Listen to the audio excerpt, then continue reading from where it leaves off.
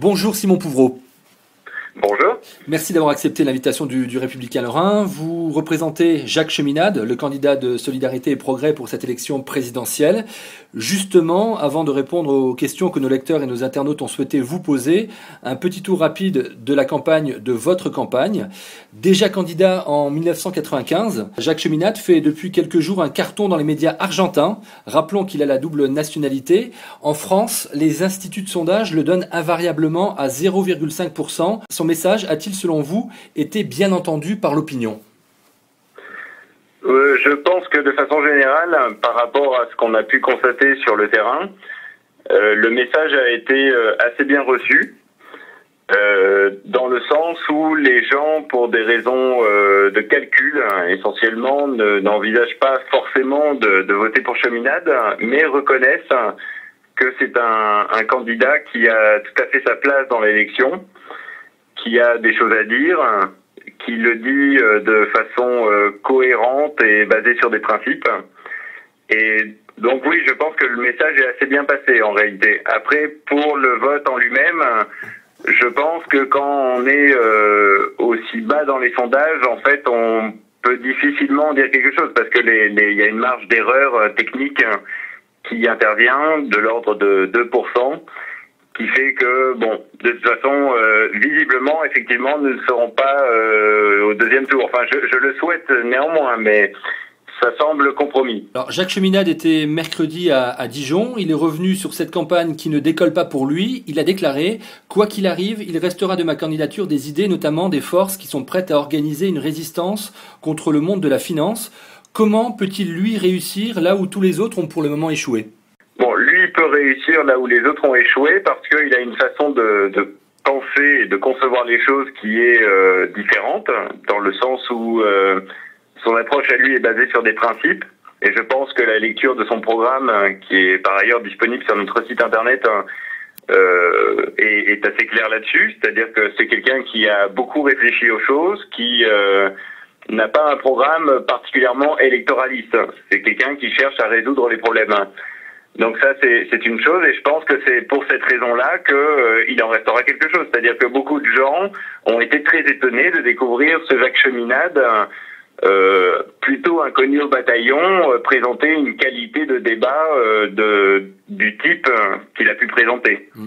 Alors votre candidat revendique aussi l'influence de l'économiste américain controversé Lyndon LaRouche et se pose des questions sur le 11 septembre 2001. Ce sont autant de prises de position qui sèment aussi le doute sur votre candidat dans l'opinion. Oui, à vrai dire, ça sème le doute, surtout dans la tête des journalistes, en particulier parisiens. Je n'ai pas l'impression que en province, ça joue un rôle énorme. Je pense que les gens, de toute façon, sont conscients que des zones d'ombre existent dans toutes ces questions. Enfin, notamment, vous avez évoqué le 11 septembre 2001. Je pense que beaucoup de gens se disent que c'est bizarre, ils savent peut-être pas exactement de quoi il s'agit, de toute façon je ne sais pas si on le saura un jour, mais en tout cas, disons, ces controverses sont à mon avis pas représentatives de la population. Je pense que ça concerne essentiellement les milieux mondains parisiens. Jacques Cheminade dit être pour le nucléaire, mais contre les nucléocrates. Où se situe la différence ? Alors la différence, c'est une très bonne question. Elle est dans l'esprit. C'est-à-dire que ce que Cheminade appelle les nucléocrates, ce sont les responsables actuels du nucléaire qui contrôlent une technologie donnée à un moment donné. Donc là, en l'occurrence, c'est le réacteur de type Westinghouse, qui est intéressant, mais on a une politique où on ne souhaite pas aller de l'avant par rapport à la nouvelle génération, c'est-à-dire ce que nous on appelle la 4e génération, avec les réacteurs à sel fondu ou les réacteurs au thorium que développe l'Inde ou les réacteurs, les PBMR, les réacteurs à lit de boulet que développe l'Afrique du Sud. On a des institutions liées au nucléaire qui n'ont fait aucun effort de pédagogie et c'est très grave en réalité. Alors Simon Pouvreau, on va passer à notre séquence avec nos lecteurs et on va commencer par cette question signée Pierre Furneaux qui est retraité sur Metz et cette question concerne la répartition des richesses. Je voudrais savoir si les candidats au présidentiel vont prendre à bras-le-corps le problème de la répartition des richesses dans ce pays? Par rapport à ça, disons, Cheminade a tout un programme très étayé sur la fiscalité qui vise à établir une fiscalité justement plus juste à ce point de vue-là. Maintenant, surtout ce que nous on essaye d'amener, c'est la question de, au-delà de la simple fiscalité, c'est la question de la croissance qui est nécessaire et de l'emploi qui permettent de créer davantage de ressources, davantage de richesses. Et donc pour cela, ce qu'on envisage de faire, c'est cette fameuse loi de séparation des métiers de banque, dont on parle très souvent, pour arrêter les politiques de renflouement bancaire, les renflouements des spéculateurs, par exemple comme les 1000 milliards d'euros qu'on vient de prêter à plus de 500 établissements bancaires à des taux d'intérêt de 1%, à l'heure où on prête à la Grèce des sommes moins importantes à 8%. C'est ce type de choses qu'il faut qu'on puisse rétablir, qu'on arrête les renflouements des spéculateurs et qu'on rétablisse une orientation où le crédit puisse aller dans le travail. Alors une question maintenant de Pierre Leyendecker qui est étudiant à Metz et qui s'intéresse lui à la morale dans cette campagne. J'aurais aimé savoir quelle place tient la morale dans cette campagne présidentielle. Ça, la morale, c'est, disons, on va dire que c'est d'un ordre relativement subjectif.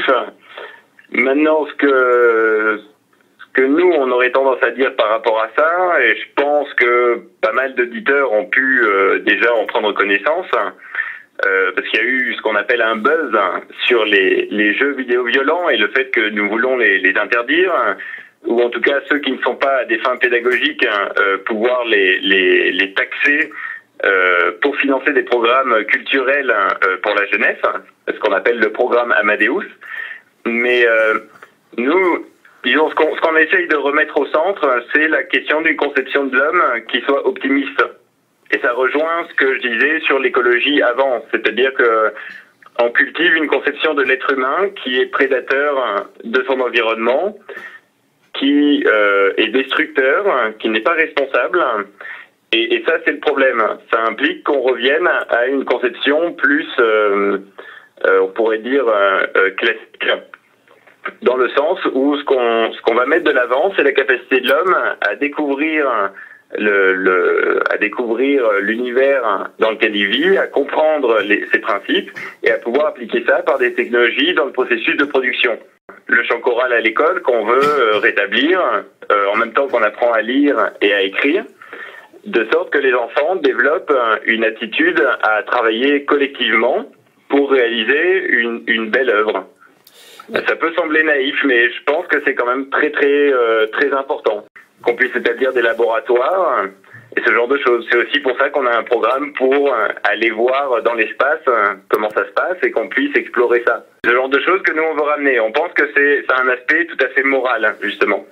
La question suivante est de Manfred et elle concerne la solidarité. Alors ne pensez-vous pas que la solidarité fait partie des valeurs françaises et en ce sens, il serait judicieux d'axer la campagne autour de cette valeur en particulier? Là, c'est ça. Oui, ça c'est sûr qu'aujourd'hui il y a une solidarité qui est en train de s'émietter au niveau de l'État. On a une solidarité qui existe au niveau des associations, mais ça, je dirais que c'est lié à la culture de la population. C'est-à-dire que les citoyens sont de moins en moins citoyens en réalité. Ils sont de plus en plus associatifs, c'est-à-dire qu'ils ne croient plus en la capacité d'établir une solidarité au niveau national, au niveau étatique. Et je pense que ça, c'est le problème de fond. C'est ce qu'il faut qu'on puisse rétablir, mais ça implique de mener une bataille contre les spéculateurs, contre les milieux de la City de Londres et de Wall Street, qu'on puisse reprendre un certain contrôle sur nos instruments économiques, sur l'émission monétaire, sur l'émission du crédit public. C'est ce genre de choses qu'il faut qu'on puisse rétablir. En réalité, notre système, notre modèle social français est basé sur le principe de solidarité et je pense qu'il n'y a rien de particulier à changer là-dessus. Question maintenant de Farida sur l'emploi des étudiants. Que comptent faire les candidats pour que les étudiants n'aient plus besoin de trouver un job pour financer leurs études? Évidemment, l'objectif, c'est que les étudiants puissent se vouer autant que possible à leurs études. Donc ça implique d'avoir évidemment des bourses. et d'avoir un entourage qui peut soutenir l'effort de l'étudiant. Mais je dois admettre qu'en dehors de considérations sur l'emploi et des choses d'ordre général, je ne saurais pas quoi dire exactement. Dernière question de lecteur qui est signée de Jean-Pierre et qui concerne le thème de la retraite. À tous les candidats, en fait, j'aimerais poser la question suivante, c'est jusqu'à quel âge pensez-vous repousser les limites de la retraite? La réforme de Nicolas Sarkozy sur ce point ne semble pas du tout à la hauteur, dans le sens où l'âge de la retraite n'est pas la question. C'est-à-dire que ce soit à 60 ans ou à 62 ans, le problème n'est pas là. C'est-à-dire, à la limite, nous, on défend, disons, 62 ans, puisque maintenant c'est la loi et on est prêt à s'y coller s'il faut. Mais le problème n'est pas là. C'est-à-dire que les gens, c'est par rapport au nombre d'annuités que ça devrait être calculé. Et ce qui doit être mis en cause, c'est plus est-ce qu'il y a de l'emploi. Parce que tout le problème des retraites est vraiment un faux problème. C'est ce que je disais sur la sécurité sociale avant. C'est-à-dire que on n'a pas réellement de problème majeur sur ce point. Donc le problème n'est pas du tout à savoir est-ce qu'on doit pousser l'âge de la retraite ou pas. Il y a rien à changer là-dessus. Et ce qu'il faut, c'est rétablir une dynamique où on va produire, on va avoir des emplois qualifiés. Simon Pouvreau, dernière question, dernier mot. Si votre candidat était élu président de la République, quelle serait sa première décision? Alors sa première décision, ce serait de se rendre à Bruxelles et de lancer un défi aux autres pays membres de l'Union européenne pour leur dire qu'il va falloir changer notre système monétaire international.